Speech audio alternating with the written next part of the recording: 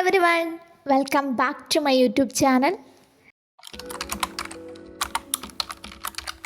അങ്ങനെ പുലർച്ചെ 4:30 ഞങ്ങളൊരു 12 പേര് ട്രാവലറിൽ യാത്ര പുറപ്പെടാണ്. എങ്ങോട്ടാണെന്നല്ലേ?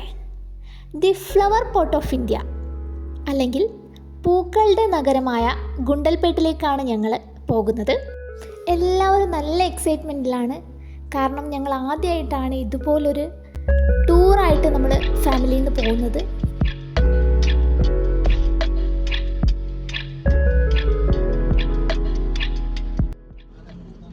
മാങ്കോട്ടൻ ചുരം വഴി വീരാജ്പേട്ടയിലേക്ക്, അവിടെ നിന്ന് ഗുണ്ടൽപേട്ട്. ചുരം കയറാൻ തുടങ്ങിയപ്പോൾ തന്നെ എല്ലാവരുടെയും ചെവി അടഞ്ഞിട്ടുണ്ടായിരുന്നു. സൈഡിലുള്ള വ്യൂ എന്ന് പറയുന്നത് അടിപൊളിയായിരുന്നു. കോടമഞ്ഞും അതുപോലെ താഴ്വരയൊക്കെ ആയിട്ട് നല്ല ഭംഗിയായിരുന്നു കാണാൻ വേണ്ടിയിട്ട്. അതും ഈ ഒരു 6-6:30 ആ ഒരു ടൈമായിരുന്നു. അതുകൊണ്ട് തന്നെ നല്ല തണുപ്പുണ്ടായി. അങ്ങനെ ചുരമൊക്കെ ഇറങ്ങിക്കഴിഞ്ഞപ്പോൾ പാടങ്ങളൊക്കെ കാണാൻ തുടങ്ങി. രാവിലത്തെ വ്യൂ എന്ന് പറയുന്നത് നമുക്ക് മനസ്സിനും ഭയങ്കര ഒരു പോസിറ്റീവ് എനർജി നൽകുന്നതായിരുന്നു.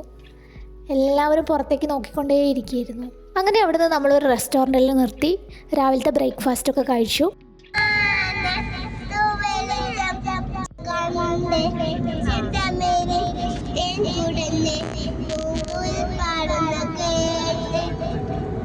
ട്രാവലറിൽ കയറിയ സമയത്ത് എല്ലാവർക്കും എനർജി വെച്ചിട്ടുണ്ടായിരുന്നു. അതുകൊണ്ട് തന്നെ പാട്ട് പാടാമെന്നൊക്കെ വിചാരിച്ചു.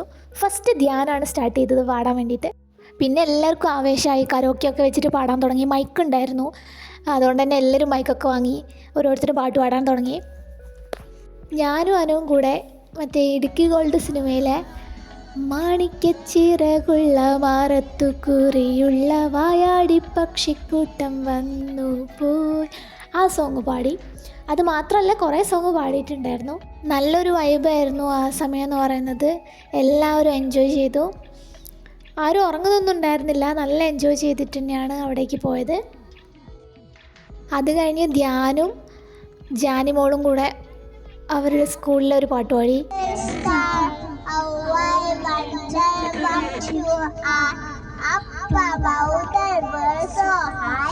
Like a diamond in the sky.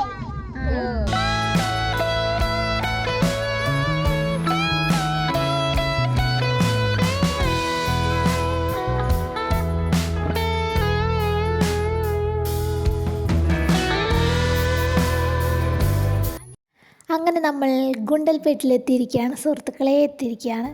ഗുണ്ടൽപേട്ടിലെ ഈ പൂക്കളുടെ കൃഷി എന്ന് പറയുന്നത് ഒരു സ്ഥലത്ത് മാത്രമല്ല, പല പല സ്ഥലങ്ങളിൽ ഒരു ബൾക്കായിട്ടാണ് അവർ കൃഷി ചെയ്യുന്നത്. അപ്പം നമുക്കിവിടുന്ന് ഇതിൻ്റെ ഉള്ളിലേക്ക് കയറണമെങ്കിൽ അവർക്ക് പൈസ കൊടുക്കണം. 250 രൂപയായിരുന്നു തോന്നുന്നു അന്ന് അവർ വാങ്ങിയിട്ടുണ്ടായിരുന്നത്. ഈ ഗുണ്ടൽപേട്ടിൻ്റെ ഒരു സവിശേഷത എന്ന് പറയുന്നത് പൂക്കൾ തലോടുന്ന കാറ്റിൽ ഈ വയലുകളൊക്കെ ഒരു നിറവെയിൽ പോലെ തിളങ്ങുന്നതിനെയാണ് ഗുണ്ടൽപേട്ടിൻ്റെ സവിശേഷത എന്ന് പറയുന്നത്. ഗുണ്ടൽപേട്ടിലേക്ക് നമ്മൾ പോകുന്ന സമയത്ത് സ്വാഭാവികമായിട്ടും അവിടുത്തെ പൂക്കളുടെ ഇടയിൽ നിന്ന് നമുക്ക് എന്തായാലും ഒരു ഫോട്ടോ നിർബന്ധമായിരിക്കും അല്ലേ? അങ്ങനെ ഞങ്ങളും കുറച്ച് ഫോട്ടോസൊക്കെ എടുത്ത്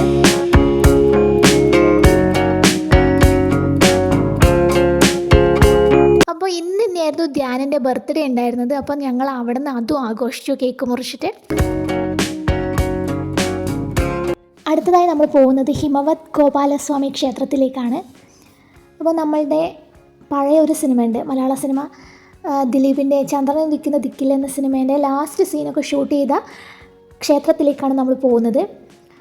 വളരെ പ്രസിദ്ധമായിട്ടുള്ളൊരു അമ്പലമാണ്. പിന്നെ ചന്ദ്രൻ ഉദിക്കുന്ന ദിക്കിലുള്ള സിനിമയിലെ കാവ്യ അഭിനയിച്ച ഒരു സോങ്ങില്ലേ, മഞ്ഞ് പെയ്യണ മനംകുളിരണ, ആ സോങ്ങൊക്കെ ഷൂട്ട് ചെയ്തിട്ടുള്ള സ്ഥലവും ഈ ഗുണ്ടൽപേട്ട് തന്നെയാണ്. ഈ പൂപ്പാടത്തുനിന്നും അതുപോലെ ഇവിടെയുള്ള ഗ്രാമങ്ങളിൽ നിന്നൊക്കെയാണ് അത് ഷൂട്ട് ചെയ്തിട്ടുള്ളത്.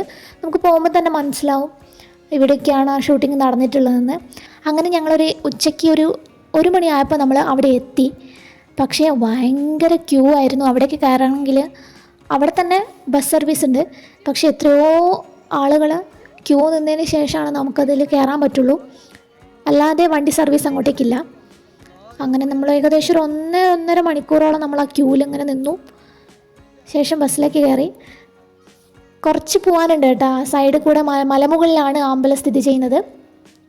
അപ്പോൾ ബസ്സിലുള്ള യാത്ര എന്ന് പറയുന്നത് അടിപൊളിയായിരുന്നു. ഗുണ്ടൽപേട്ടിൽ നിന്നും ഏകദേശം 20 കിലോമീറ്റർ അകലെയാണ് ഈ ഒരു ഹിമവത് ഗോപാലസ്വാമി ബെട്ട അഥവാ ടെമ്പിൾ സ്ഥിതി ചെയ്യുന്നത്. ഇവിടെ പ്രധാനമായിട്ടുമുള്ള ദേവൻ എന്ന് പറയുന്നത് ശ്രീകൃഷ്ണൻ അഥവാ ഗോപാലസ്വാമിയാണ്.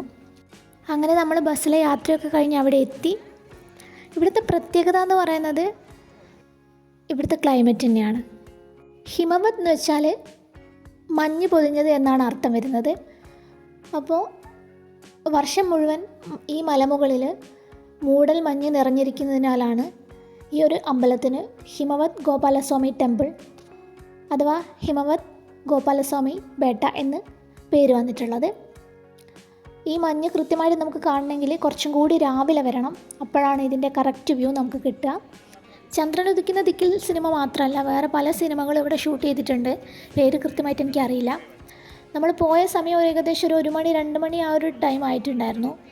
നല്ല ക്ലൈമറ്റ് ആയിരുന്നു അവിടെ ഉണ്ടായിരുന്നത്. അധികം ചൂടുമില്ല, അധികം തണുപ്പുമില്ല, നമുക്ക് ടോളറേറ്റ് ചെയ്യാൻ പറ്റിയിട്ടുണ്ടായിരുന്നു. പിന്നെ അവിടെ എത്തുന്ന എല്ലാവർക്കും അവർ ഭക്ഷണം കൊടുക്കും. അവിടുത്തെ സ്റ്റൈൽ ഫുഡാണ്, എല്ലാവർക്കും ഇഷ്ടപ്പെടണമെന്നൊന്നുമില്ല. അങ്ങനെ ഫുഡൊക്കെ കഴിച്ച് നമുക്ക് അവിടെ ഇരിക്കാനുള്ള സ്ഥലങ്ങളൊക്കെ ഉണ്ട് സൈഡിലൊക്കെ. അങ്ങനെ അവിടേക്ക് ഇരുന്ന് നമ്മൾ കുറേ ഫോട്ടോസൊക്കെ എടുത്ത് അവിടുത്തെ പ്രകൃതി ഭംഗിയൊക്കെ ആസ്വദിച്ച് കഴിഞ്ഞതിന് ശേഷം വേഗം തന്നെ തിരിച്ചു പോരാമെന്ന് വിചാരിച്ചു. കാരണം ഞാൻ നേരത്തെ ഓൾറെഡി പറഞ്ഞ പോലെ അവിടുത്തെ ബസ് സർവീസാണ്. കാണുന്നതൊക്കെ ക്യൂ ആണ്. ക്യൂ നിന്ന് ലാസ്റ്റ് മാത്രമേ നമുക്ക് അവിടെ കയറാൻ പറ്റുള്ളൂ. അങ്ങനെ അതുകൊണ്ട് തന്നെ നമ്മൾ പെട്ടെന്ന് തന്നെ ക്യൂവിലേക്ക് വരാമെന്ന് വിചാരിച്ചു. അങ്ങനെ പക്ഷേ പെട്ടെന്ന് ബസ് 2-3 എണ്ണം ഉള്ളതുകൊണ്ട് തന്നെ ഒരുപാട് ആളുകളെയും കയറ്റുന്നതുകൊണ്ട് പെട്ടെന്ന് നമുക്ക് ക്യൂ കഴിയും. അങ്ങനെ നമ്മൾ അവിടെ നിന്ന് തിരിച്ചു പോന്നു. തിരിച്ചു പോരുന്ന സമയത്ത് ഞാൻ പറഞ്ഞില്ലേ, ചന്ദ്രൻ ഉദിക്കുന്ന സിനിമയിൽ അവർ കുറേ സീൻസിൽ ഇതുപോലെയുള്ള കാളുകളെയൊക്കെ നമുക്ക് കാണാൻ പറ്റിയിട്ടുണ്ടായിരുന്നില്ലേ. അപ്പോൾ അതൊക്കെ നമുക്ക് അവിടെ കാണാൻ പറ്റിയിട്ടുണ്ടായിരുന്നു. അങ്ങനെ തിരിച്ചു വരുന്ന വഴിയിൽ നമ്മൾ ഭക്ഷണമൊക്കെ കഴിച്ചു. നേരെ ഇനിയിപ്പോൾ വീട്ടിലേക്കാണ്, വേറെ എവിടെയും കയറാനൊന്നുമില്ല. ഈ ഒരു ട്രിപ്പ് എങ്ങനെ ഉണ്ടായിരുന്നു എന്ന് ചോദിച്ചാൽ കുഴപ്പമൊന്നും ഉണ്ടായിരുന്നില്ല. പക്ഷേ ഒറ്റൊരു ഡ്രോബാക്ക് മാത്രമേ എനിക്ക് തോന്നിയിട്ടുള്ളൂ. ആകെ 2 സ്ഥലത്ത് മാത്രമേ നമ്മൾ പോയിട്ടുണ്ടായിരുന്നുള്ളൂ. 1 ഡേ ട്രിപ്പാണ്. കുറച്ച് ദൂരം ആ 2 സ്ഥലങ്ങൾക്കും ഇടയിലുള്ളത് കൊണ്ട് തന്നെ നമുക്ക് ആ 2 സ്ഥലത്ത് മാത്രമേ കയറാൻ പറ്റിയിട്ടുണ്ടായിരുന്നു. തിരിച്ചു വരുമ്പോൾ ആക്ച്വലി ഡാൻസൊക്കെ കളിക്കണമെന്നുണ്ടായിരുന്നു. പക്ഷേ എല്ലാവരും പാട്ടിൻ്റെ ഒരു മൂഡിലായിരുന്നു. എല്ലാവരും പാട്ട് പാടി കരോക്കെ വെച്ചിട്ട്. ഒരാൾ പാടി തുടങ്ങിയപ്പോൾ മറ്റൊരാൾക്ക് ആവേശമായി. അങ്ങനെ ഒരാൾ പോലും വിടാതെ എല്ലാവരും പാട്ട് പാടി. തിരിച്ചു വരുമ്പം നല്ലൊരു വൈബായിരുന്നു. അങ്ങനെ ഏകദേശം ഒരു 10-10:30 ആയപ്പോഴേക്കും നമ്മൾ വീട്ടിലെത്തുകയും ചെയ്തു. നല്ലൊരു യാത്ര തന്നെയായിരുന്നു. ഇടയ്ക്കൊക്കെ നമ്മൾ ഫാമിലീൻ്റെ കൂടെ ഇങ്ങനെ ഒരു ട്രിപ്പൊക്കെ പോകുന്നത് വളരെ നല്ലതാണ്. അപ്പം ഈ വ്ലോഗ് എല്ലാവർക്കും ഇഷ്ടപ്പെട്ടു എന്ന് വിചാരിക്കുന്നു. Thank you for watching my video and good bye.